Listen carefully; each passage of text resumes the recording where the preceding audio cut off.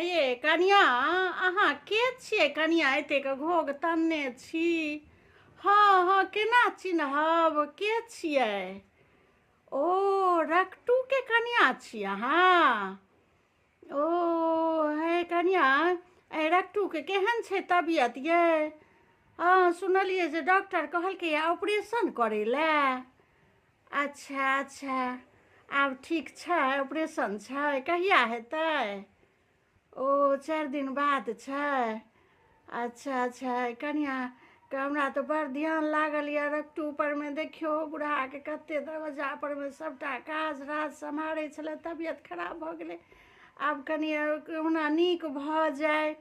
हाँ हाँ ऑपरेशन में तऽ कनिया बड़ खर्चा लागत। अच्छा पाइए लै लए एलहुँ हन। ओ अच्छा अच्छा हाँ किया ने देबै किया ने देबै। रक्टू हमर अपन घरक सदस्य छी। ओकरा बिना ओ जे काज ओकरा बिना बूढ़ाके नहि बनै छनि ओकरा देखरेख हमसब नहि करबै के बहुत कते खर्चा हेतै कनिया। आ सूद पर कहै छी आहा नहि नहि नहि नहि ओकरा लए किया हम सूद पर पाइ देब। ओ हमर घरक सदस्य छी।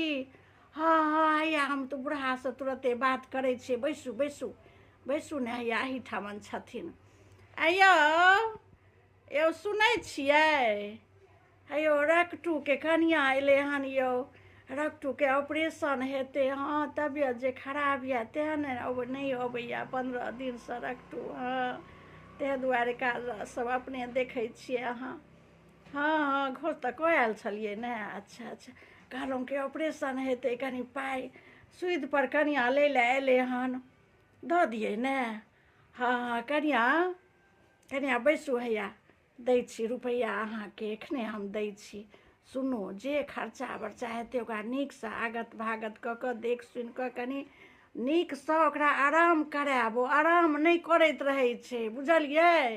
सब ठमन काजे धेने छै आ काजे करैत रहै छलै हन आब एखन देखियौ ओकरा एखन किछु नहि करेबै बुझलियै। आ जखन जे जरूरत हैत अहाँ आबि जायब। हाँ लऽ जायब सब चीज लऽ जायब कोनो ई नहि बुझबै जे मलिकानिके घर छी अहीँके सभक घर छी।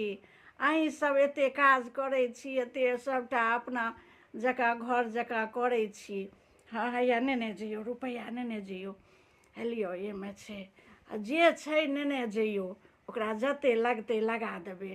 हाँ हाँ हाँ रेंज घर पर जाकऽ गिनब अहाँके दोसर ठाम नहि जाय पड़त बुझलहुँ। रक्टू हमर घरक लोक छी ओ बीमार पड़लै हम नहि